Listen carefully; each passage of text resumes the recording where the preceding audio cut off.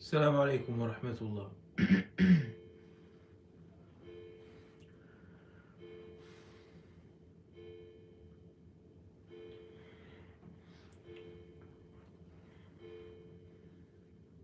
Can you hear me? Audio, video, everything is okay?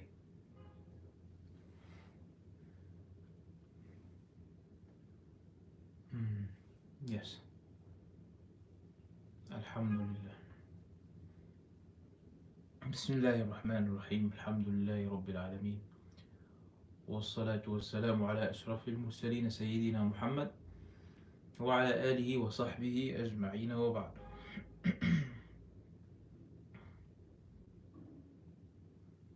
Please do not expect that this will be about some ilmi issues or that I will be answering questions.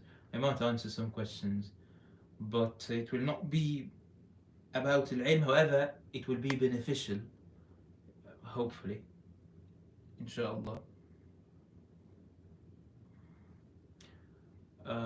Let's talk about the contrapuntal reading, the title of this video. Uh, I study literature and counterpoint or contrapuntality or contrapuntal. It's a term related to music, and yeah, this might be controversial, but the concept is the important thing, not how it's applied in music. So when it comes to literature, it means that you are reading something like a text, let's say, with the grain and against the grain. So if it traditionally means something and something has already been concluded by a lot of people when they read the text, this is with the grain. And please stop asking questions regarding al-ilm. I'm not going to talk about al-ilm. I'm not even يعني I'm not considering anything related to al-ilm in this video. So I cannot answer your questions, but you can send me your questions later. Or send the questions to the Instagram page, and we might be able to answer them or dedicate some videos to your questions. So if there is a common meaning that people understand from a text, this would be with the grain, and sometimes you need to resist this meaning in order to see other new meanings, and you need to read in that case against the grain. And in order to read against the grain, you need to read first with the grain. So it's not really complicated. It's a very nice theory, if I can say nice. It's nice. It's beneficial in literature.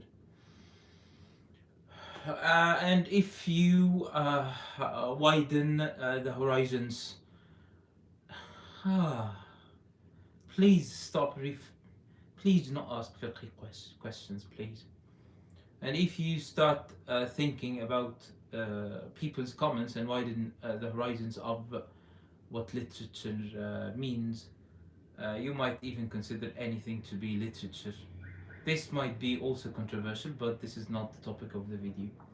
So if you try to understand how people comment on videos on social media or Facebook posts or Instagram posts or anything like that, you will usually see the comment, and you will read it in a way that agrees with the majority of people when they read these comments, or at least the majority of the group you belong to. And if you start trying, if you want to be more, let's say, if you want to go deeper, uh,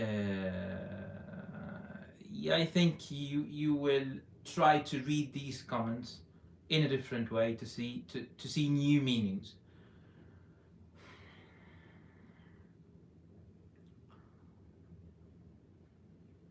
I invite you, after finishing this video, in your free time, to read some of the comments that we get on YouTube on Instagram and even on Facebook. And after finishing this video, try to read these comments in this new way. And sometimes I will rely on another concept that is respected among literary critics, which is the death of the author. طبعا يعني there is no need to say that these concepts will not really be helpful all the time when you deal with texts like al-ulum, the texts of al-ulum like al-fiqh wal-hadith or al-Quran in the first place, because you, even according to those people who came up with these theories, they never assumed that we are dealing with Alim Hakim, يعني, or with God in the first place. So please know this.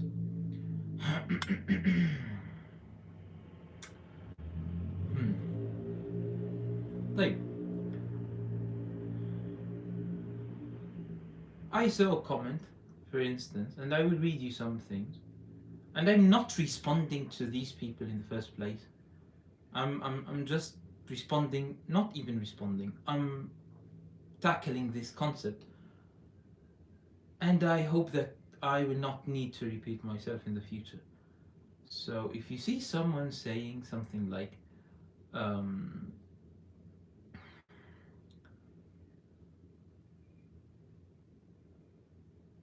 yeah, all Sufiya, all the Hanafi Sufi hate Muhammad ibn Abdul Wahhab.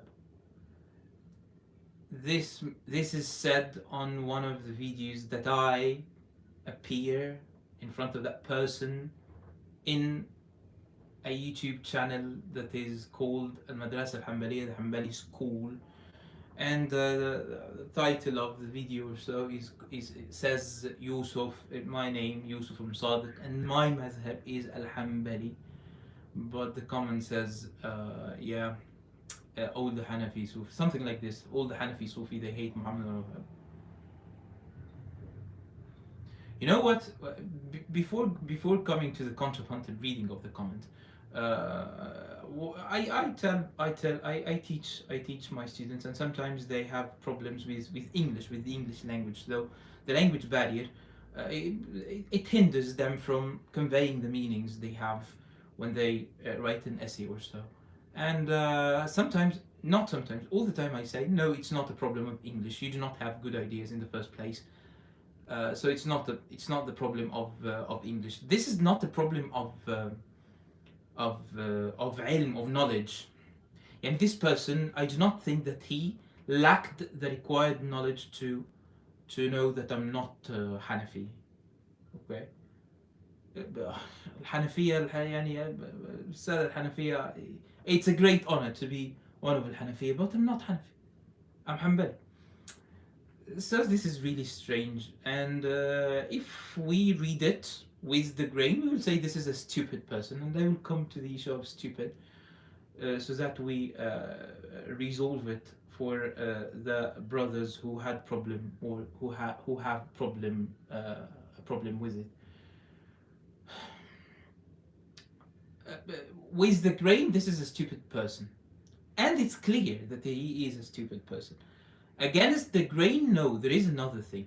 This level, okay, so against the grain, you have to read with the grain first in order to read it in a contrapuntal way. So let's say, yeah, so the first conclusion is this is a stupid person. He didn't care to see the title, he didn't care to see it.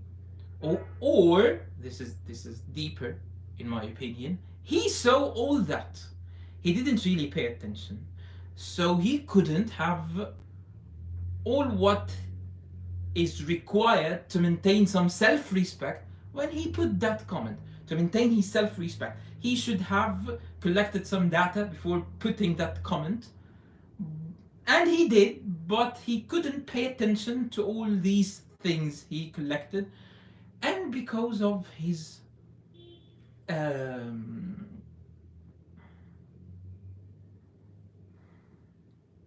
because of extremism in that case, or other factors that might affect the person's judgment, he put that comment, and if he now sees that comment again, if he if he proofreads his comment, he will see that he made a huge mistake. So it's not about being stupid. I remember my one of my teachers when I was really young. He used to spend a lot of time explaining a very simple concept to one of the students in the class, and it took him a long time to explain a very simple concept. To me, it was simple. To the other, to one of my colleagues, it was not simple. And after he had finished, he took like a pause. He for like 2 minutes, and then he said, "This proves that no one is stupid." Meaning, everyone, if you just if someone is dedicated to something, they will understand it in a correct way, at least on some level. Yeah, not necessarily in the deepest way, but on some level they will understand it eventually if they are dedicated, if they are sincere. Um, Here another thing. The word stupid means in Arabic a lot of things, one of which is أحمق. So, what is the alternative if I want to describe someone as such? And here another thing. Who says that this should be done or that this should not be done? I will read you something, and this might be discussed, inshallah. And this comment was made by someone who says that he's not Wahhabi. He's not attacking us. He had this concern. Uh,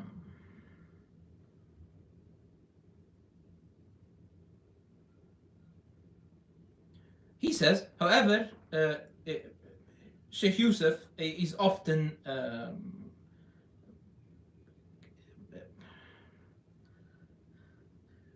I lost it. I'm sorry. One moment.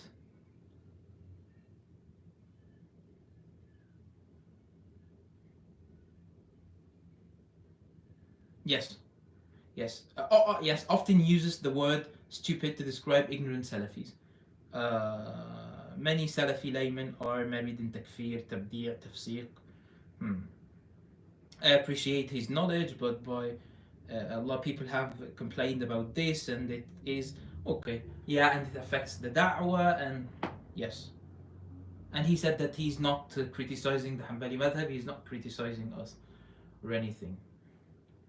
No, I cannot give you trustworthy Hanbali scholars nowadays. I cannot do this.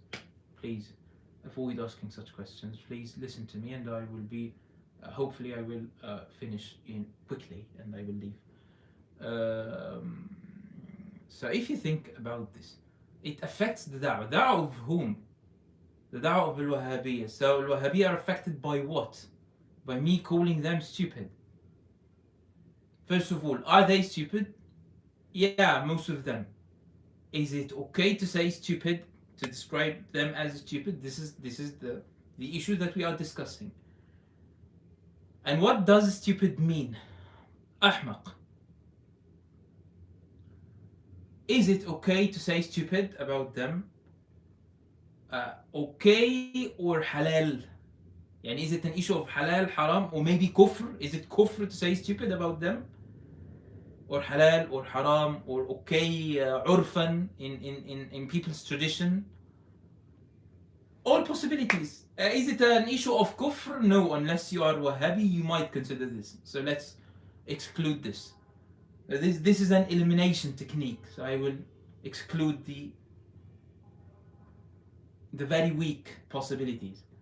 Is it a matter of urf? Urf changes. It depends on the place.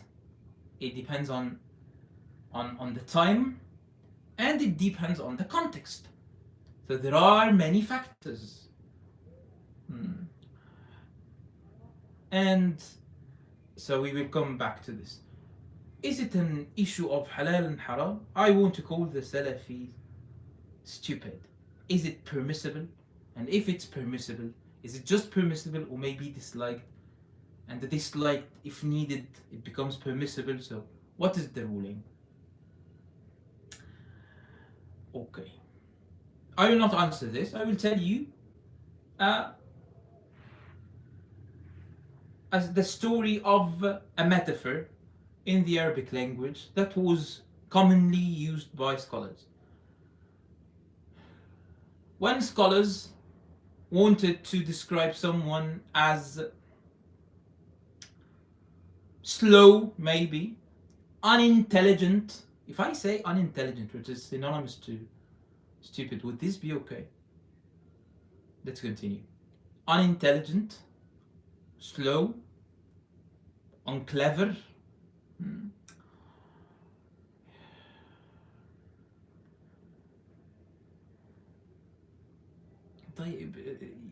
This is really interesting, yes.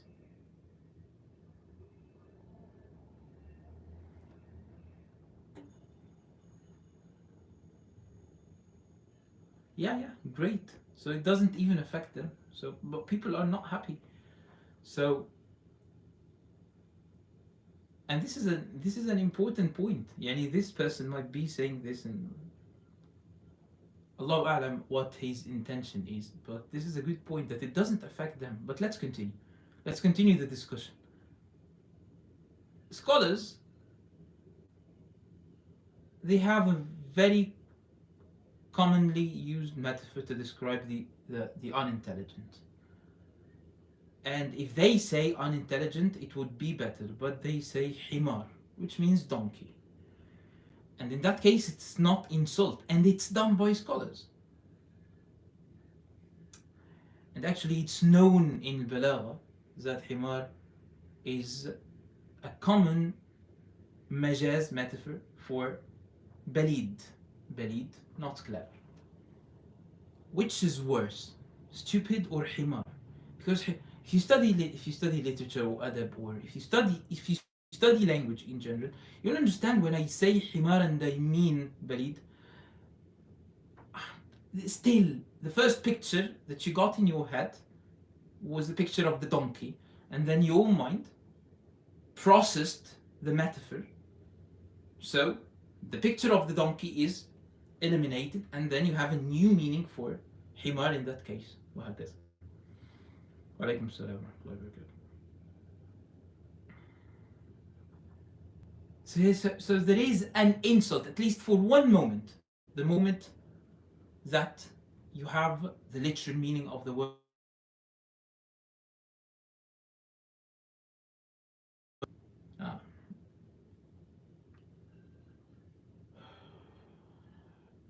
So stupid is definitely not that harsh. And who determines whether it's harsh or not? Is it an issue of ijma', for instance? If there are different opinions on the matter, then there is no inkar.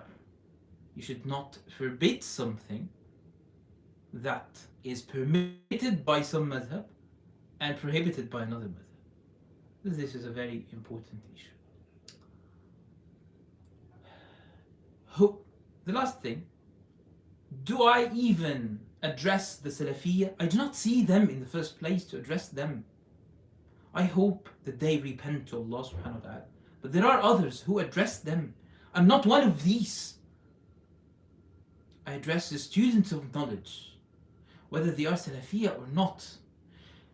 So their identity will play a huge role in this.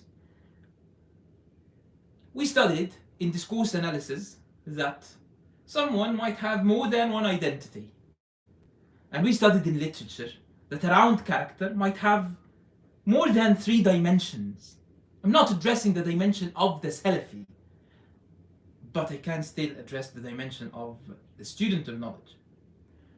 I have nothing to do with the Salafi. I'm addressing maybe the Ash'ari, the Hanbali, or the layman who wants to follow Ahl Sunnah al Jama'ah, the real Ahl Sunnah al Jama'ah, not the stupid Salafiyah. And then I tell this person how to understand what they say, how to understand what I say, and how what I say and what others say who belong to the same Ahl Sunnah al Jama'ah makes sense, while inviting this person to listen to everyone, but I might help him or her have a good way, methodology, to evaluate things.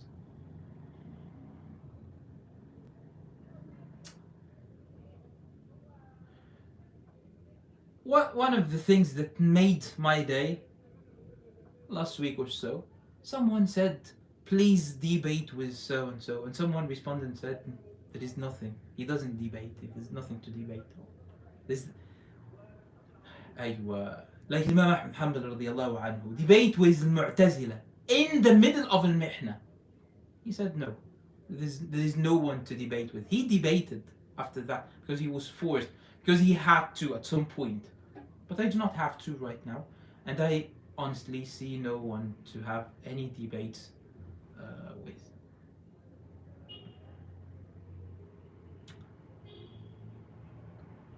The last thing, someone left all what I said and said something like you should stop appearing on videos before having Alaikum salam wa rahmatullahi wa barakatuh, barakallahu feekum. Before having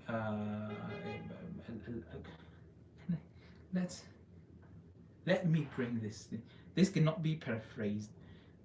This cannot be paraphrased because the logic in this cannot be refuted because it's, as I said this yesterday, I guess, it's if the premise is based on ignorance, it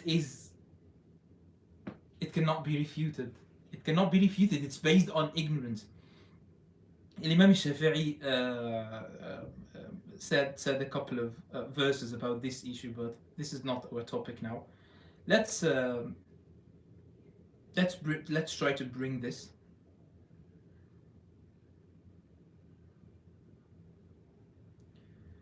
As I said,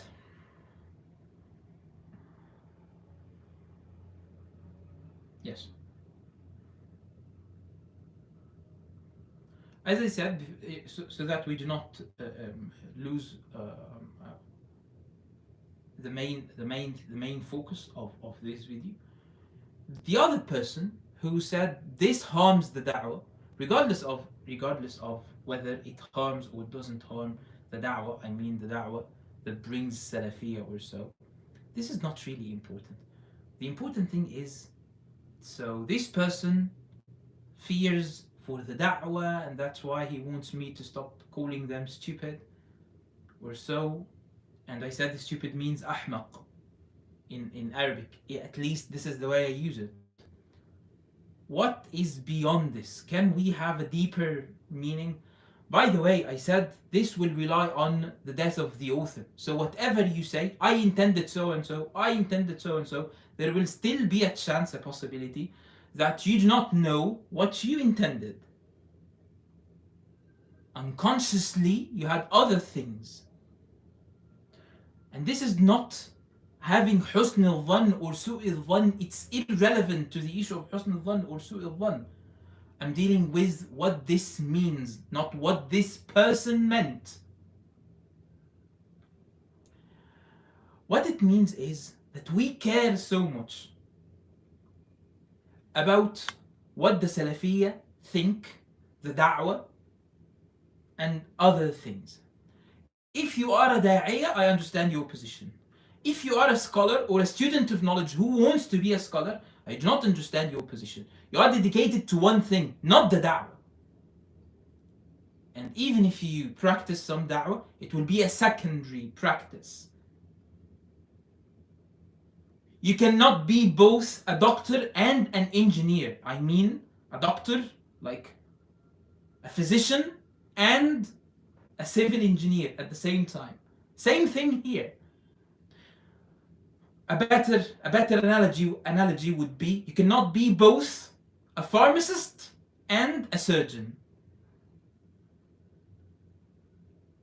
So if you are dedicated to studying al-ilm, please stop considering things that are only justified when da'wah is taken into consideration. Especially that in my eyes and in the eyes of a lot of scholars nowadays, the word da'wah carries a lot of negative connotations.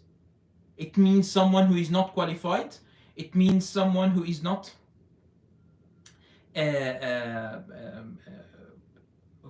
who is not having enough authority to talk about issues of al-ilm, someone who is being pushed and forced sometimes to talk about things that he or she doesn't really know.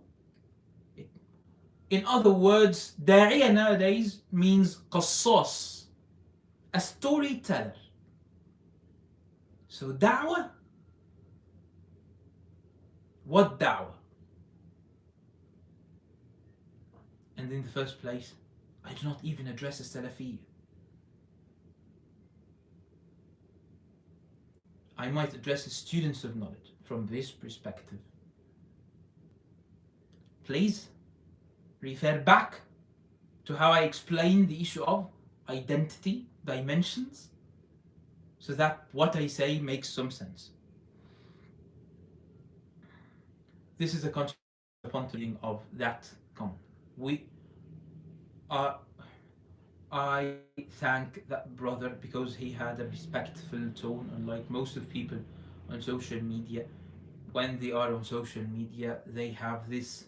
I do not know how to say it in English. I will say it in Arabic, and it will make sense. Hopefully, يعني when they are on social media, يحكي انتفاخا صولات الأسد, and he's just a cat. He cannot be a lion. But on social media, cats become lions. So كالهر يحكي انتفاخا صولة الأسد. Let's see this. He left the video. The video was about the issue of التصوير, photographs and the tasawir, and maybe drawings and maybe statues and other things, because we received a question that is an alarming question. This shows you that the impact of the Salafi on the society. Go see the video. I think it was the last video on the channel before this live session. Someone said, why, regarding why you are publicly, could you please release a clarification regarding why you are publicly abandoning the obligation of growing the beard up to the fist length, as I fear for those who will misguide from amongst those who are ignorant and wish to take knowledge from you. Perhaps you can switch to audio only until you grow your beard to an acceptable length. طبعا, you do not expect me to respond to this in a ilmi way. I'm not coming here to tell you the ruling of growing the beard, cutting, shaving, and these things. I have already addressed. You can ask some of the mashaykh who study with us, maybe some of the beginners in the fiqh dars. The fiqh dars, I think it has like something like 50 students or so. Please ask one of them, and I think any one of them will be able to answer, or at least refer. He gives you the reference, like go see this book page, so and so. Or if they do not know, they will say, we did not know. What does this say? Apparently, usually reading with the grain is what you see apparently, but things are not that simple. So I'm not being 100% accurate when I explain this literary theory right now, because it's not. We are using the tool. We are using it as a tool. We are not explaining it for the sake of the literary theory. So what does this mean? A person who fears that I will misguide people who seek knowledge, because my beard is not lengthy enough. Yes, and I disregarded the rest of his comments. He and some of, unfortunately, some of the mashayikh who study with us, they had that conversation with him. Refrain from addressing these people in any way, just as if you do not see them in the first place. I'm not upset or anything. I'm just, I يعني لا يؤمن أحدكم حتى يحب لأخيه ما يحب لنفسه. What I love for myself is that I do not interact with those people. So it says that he fears for Muslims because they might be misguided, or that they, or so, because of the length of the beard, of my beard.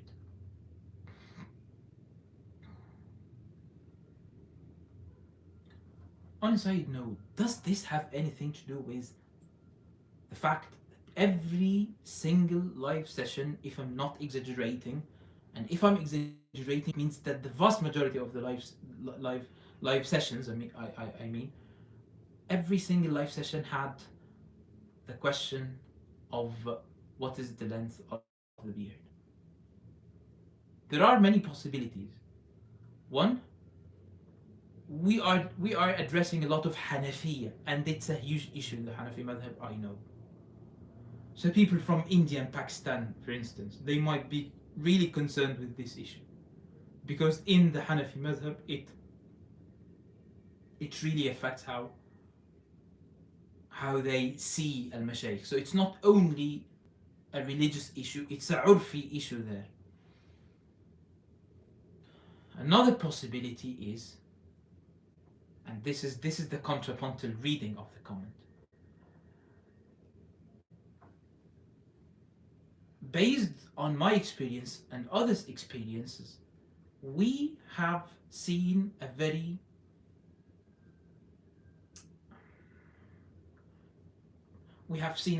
serious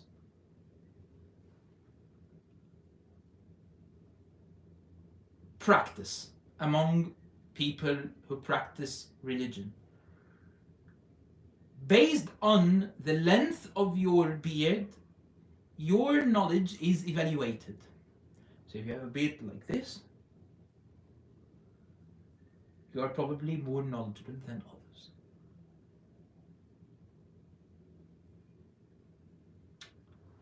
What supports this is that he said you might even switch to audio only. Okay? So if the problem was with my ilm, he would say, stop, do not make any videos. Just switch to audio only, so that we do not see your face, and our evaluation will be based only on what you say, the ilm that you say. Because the beard interferes.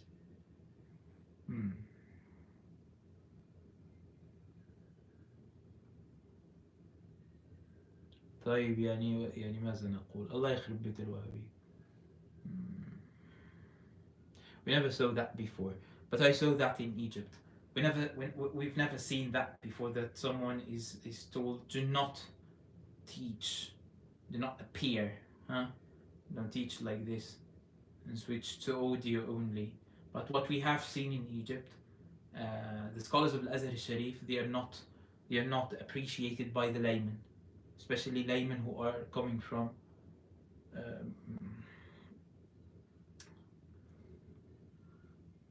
from a background that didn't have the chance to appreciate Al-Azhar Sharif. Yani they didn't see Al-Azhar Sharif playing any role in their lives because of the economic problems they had, because of the social problems, or because of the economic, the great economic state they have, or the culture, the different culture that they had, or so.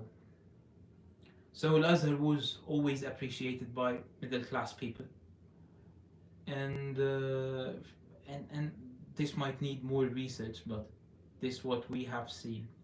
So people, they had access to whom? To those who got the money, people who are supported by Wahhabiyya in Saudi. And our mashayikh said, so you can, yeah, yeah, these, some of our mashayikh, some of our mashayikh, they have these videos on YouTube that the reason why some masajid were built was that they have a Salafi attitude or a Salafi, or that they support the Salafi madhab. So they give people money to build masajid that support the Salafi madhab. And if you do not support the Salafi madhab, we will not give you the money to build the masjid. Even if people need that masjid in a place that has no masjid. That's what happened. Uh, and I'm not attacking this, I'm just stating the facts. So people would go to, and I will name, they would go to shuyukh like Muhammad Hussein Yaqub, Muhammad Hassan, Al Hwaini, to take their knowledge of religion from them, but they wouldn't listen to Shaykh Al Azhar. They wouldn't listen to Shaykh Al Azhar. Yeah, but this is politicized, or this is affected by the politics. We do not want this. What about the committee of scholars? What about scholars who taught Al-Azhar in Al-Azhar Sharif? What about the scholars in Dar al-Ifta? Not the Mufti, not the Shaykh, not the big ones. What about the others? All corrupted? Very strange. And what about those who appear on TV? Listen to this, that when maybe in 2013 or so, I heard two people arguing, and I was walking with them, that most probably Al Huwaini is the most knowledgeable person where in Egypt on earth. If you do not know who Al Huwaini is,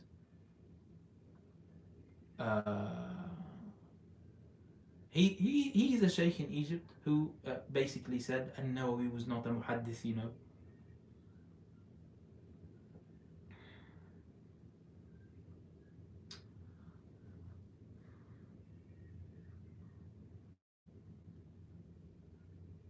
What's wrong with people on social media? There is nothing wrong with them, but there is a lot of things that are definitely wrong with how we interact or understand these comments, in my opinion, and how we react to them.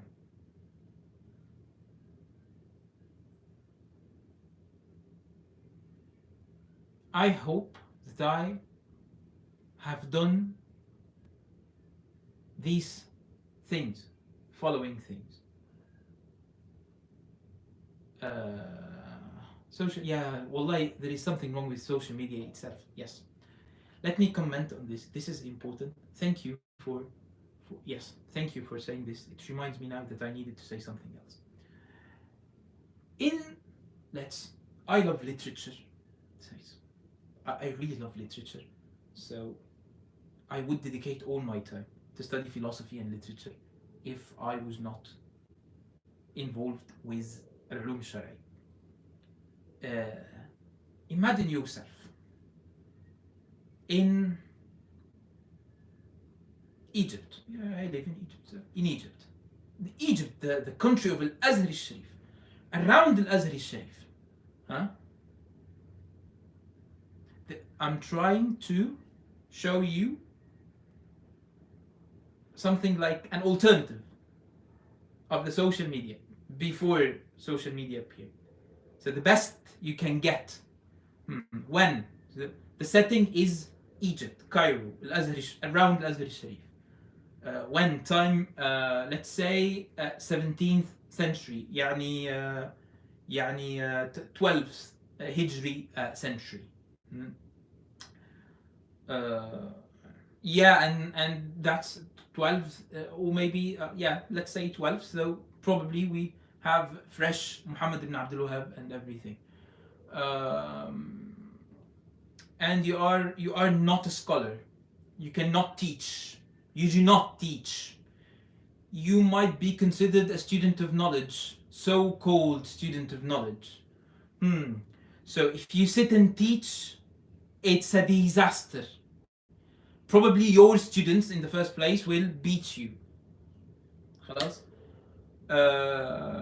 And if you talk, you cannot be heard. Why? You do not have any authority and you do not have any status that justifies you contributing to anything. And you are wandering around Lazar Sharif. No social media. No Facebook that gives you the chance to say the garbage of your thoughts. Remember, this happens in everything. And social media didn't allow people to say their very weak thoughts when it comes to religion only. Even in medicine, you have people like Dr. Berg and these people. They are not recognized by doctors around the world. But they talk anyways and they have followers and everything. So this happens in everything because of social media.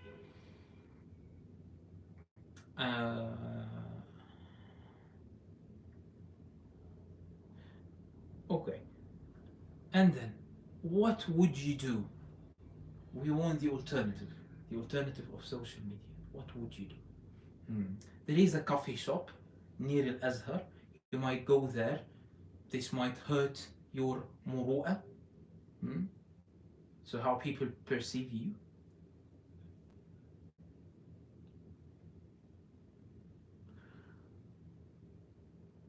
And you might sit there, and when you sit there, you will always watch, and you'll always watch whether there is someone who might respond to you or not. But on Facebook, you are protected, you have privacy, as if you are in a room and no one can reach you. Same thing on YouTube and same thing on Instagram.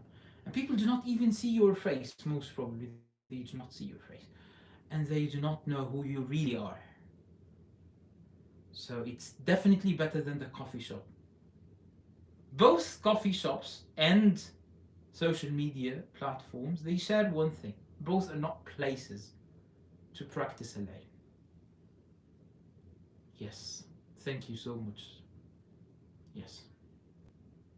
And because you are not known and because you are not, and you guarantee that no one will respond to you, you feel safe, you say whatever you want.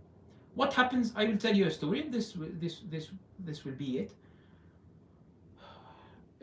Someone on social media, when I had a Facebook account, he had, I responded to someone, not him, not I was talking to someone else, and I said something, and it was not even something about al-ilm, and then he attacked me and he insulted me, and then I responded to him, and it was really strange.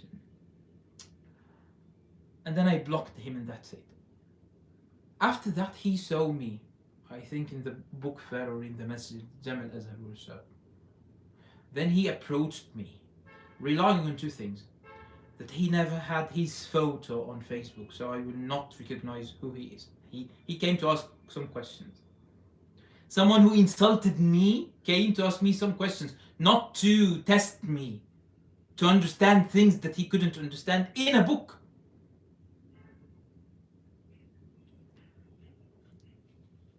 And I will just tell you what I saw without analyzing it. And he was sweating, and his hands was doing this. And he was a young man, and he was, I think, stronger than me, like physically. And I do not expect this to be anything. You can conclude. You can have your own conclusions. I will not interfere with that.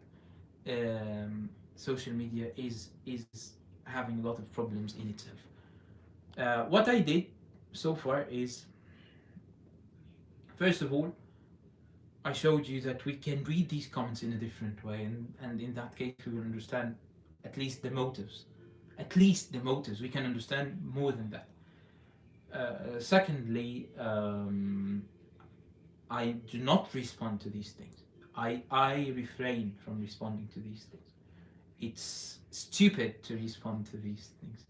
And someone said the stupid is my favorite word. No, it's not my favorite word, but it's the word that I'm allowed to use mm, when describing certain things. I have harsher words, but this is the one I'm allowed. I mean, I allowed myself to use because I see that this word is appropriate. So let me evaluate what I do. Unless I violated some ijma', then please come with your inkar. Um, and unfortunately, uh, we see a lot of that, and we do not, yeah, we will not dedicate a video each time we see something like that. So please ignore these things because I told the mashaykh, the admins, to keep the comments who are like to keep the comments that explain that are easily recognized as stupid comments or comments that act as a comic relief when you read the topic and then you see something that makes you laugh. We will keep that. We will not delete them so that people see them and try to avoid them in the future. I want you to see this and say, I do not want to sound like this, like this. I do not want my words, regardless of people. I will never discuss a person. I always discuss ideas, meanings. I want you to see that meaning and say, I do not want to possess that meaning. Wallah al-musta'an. I do not have the chance to see all the comments. Uh, والله يا مولانا يعني الوهابية, whether they succeeded or not, I do not think that they succeeded, but and in my opinion, Wahhabiyya are coming to an end. So this is not important. I cannot see all the messages, but let's see quickly. شكرا جزيلا. Yes, the Salafiyya. Okay, yes.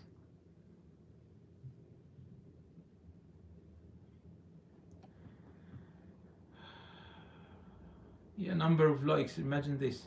You evaluate someone's ilm based on the likes he gets. هذا غريب يا أخي والله. وعليكم السلام ورحمة الله وبركاته. Yes, please. I'm not going to answer any fiqhi questions. I think there is nothing else. Imagine this, the number of likes and the fan base determines how much authoritative they are taken as online. Yeah, my comment is we need to ignore this because if it was something else, if it was medicine, you would not visit that doctor who gets, or you would, I'm not sure. I wouldn't, you wouldn't, but there would be some people who go to the doctor who gets his authority because of the likes or because of the fan base or the fame or so.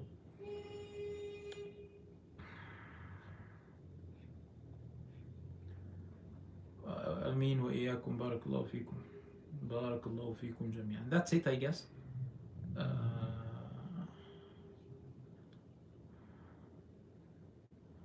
بارك الله فيكم. I'm sorry that I didn't receive any questions. I do not even have the time to do this. I was hesitant whether I do this or not. I'm really busy with a lot of papers. I need to write them. Let's benefit. Let's have some benefit at the end of this live session. I'm really considering. Okay. I want you to know something about me. I'm not showing off. Actually, it's a normal thing. This is what you expect, and this is what we expect if you become a sheikh or if you want to become a teacher or so.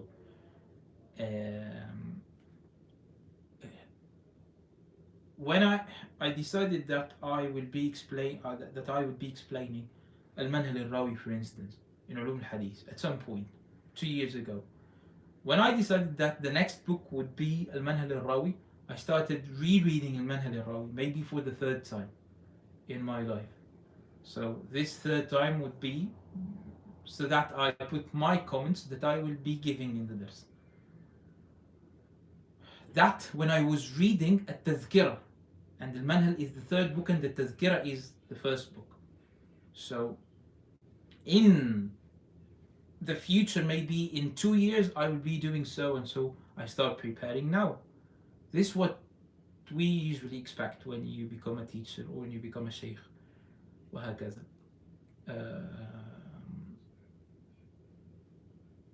Especially if you have never prepared this book to be something that you explain. This includes when you receive a book from your sheikh but you did not prepare it as a sheikh who will explain it. You are prepared to read it as a student who received it from his sheikh. Two different perspectives. I think 5 years ago I was really interested in showing people that because I love literature, and if I love literature, I love philosophy, and because I love philosophy, I wanted to show people that we usually, Al-Hanabila, we usually say no philosophical approach, no Kalami approach. However, there is another totally different side of philosophy that we do not see because of not seeing any philosophical practice that is not mixed with Kalami approaches that the Hanabila reject in general, and we explain that in the Durus, so let's not waste time. There is another philosophical side that we might consider that helps us see what a scholar should be, how they should act, what they eat, خلاص, but from a philosophical approach mentioned by philosophers. I want to do this in one of the durus, or maybe we do this in a series of YouTube videos. I want to read things maybe written by people like Abu Bakr al-Razi, not Fakhruddin al-Razi, Abu Bakr Muhammad ibn Zakaria al-Razi, the doctor, the Abu Tib al-Arabi. So something like that. Maybe some short letters of Al-Imam al-Ghazali. And these things, surprisingly, I read them in Arabic, and surprisingly I found that they were translated into English. I want to do this. I hope that you let us know what you think of this, because when we read this we will focus on that. So it will be a Hanbali reading of these things. I'm not getting out of my way. It will be a Hanbali reading of these things to show you that this philosophy is perfectly fine with what the Hanabila usually do and what the Hanabila usually say. And I will show you the similarities, and I will show you that this is actually the same thing that we taught in the books of Al-Adab. This is my purpose. I did that maybe 5 years ago. I read these things 5 years ago, and I thought that maybe one day I would be doing so. Yesterday, I saw that actually I had access to these books translated, and I usually do not read translated books unless I read the Arabic ones. Unless I am focused only on the meanings, regardless of the wording and how the meanings were worded. This is a Western approach, I understand. But when the wording is not my concern, then I focus more on the meaning, because there's nothing to do with the wording. And this is not the case with most of the books that I need to read when I teach al-ulum, like al-aqaid wal-fiqh wal-hadith and other things. That's why I have to study, I have to teach them in Arabic. Even if I explain them in English, I have to read in Arabic and sometimes comment on how the Arabic was worded and other things like that. So this might be beneficial in my opinion, so that, you know why? So that we have maybe a better so that we have maybe, inshallah, hopefully, better skills, critical thinking skills, instead of seeing people in our community. Or this is a better da'wah, to be honest.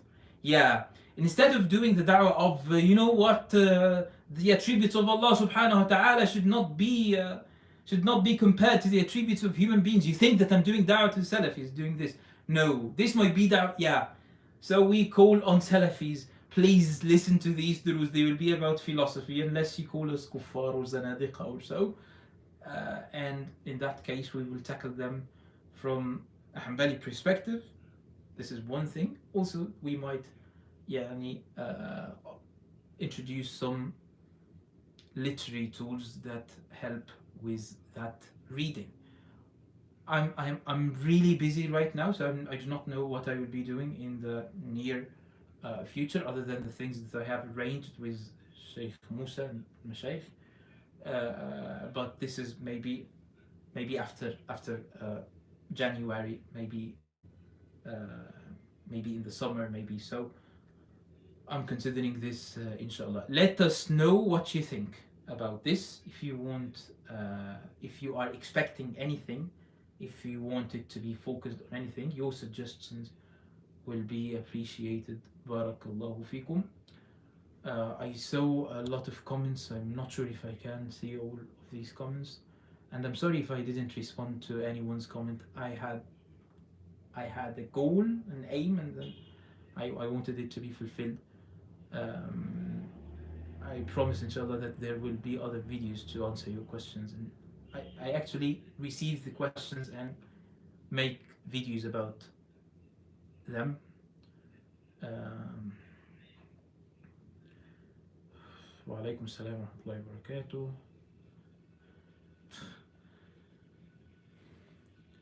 وعليكم السلام ورحمة الله وبركاته. Hmm.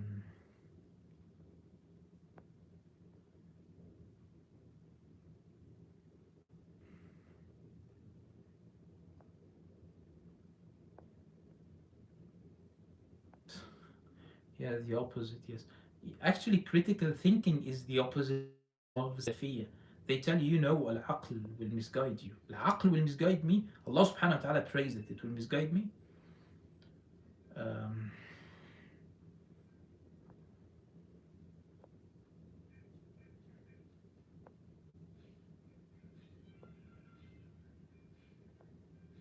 Al-Ghunya, as we explained before, is a little bit problematic because of not having one credible source. But we will teach certain parts of Al-Ghunya, inshallah, in the future in the madrasa.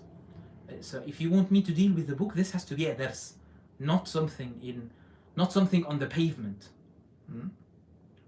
Now, barakallahu fikum, Allah yahfazkum.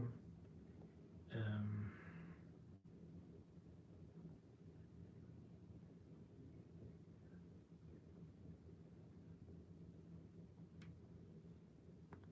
they, if Sheikh Talha said to show them the writings of Muhammad al-Wahhab, this is a good da'wah. When what they do, yeah, Sheikh Talha, you have husn al what, and this is a good thing.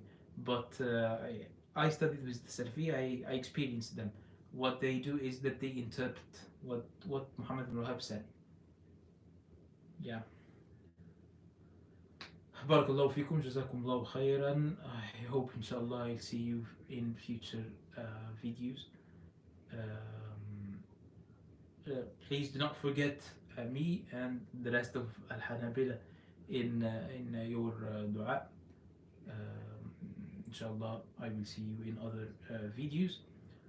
Wassalamu alaikum wa rahmatullah.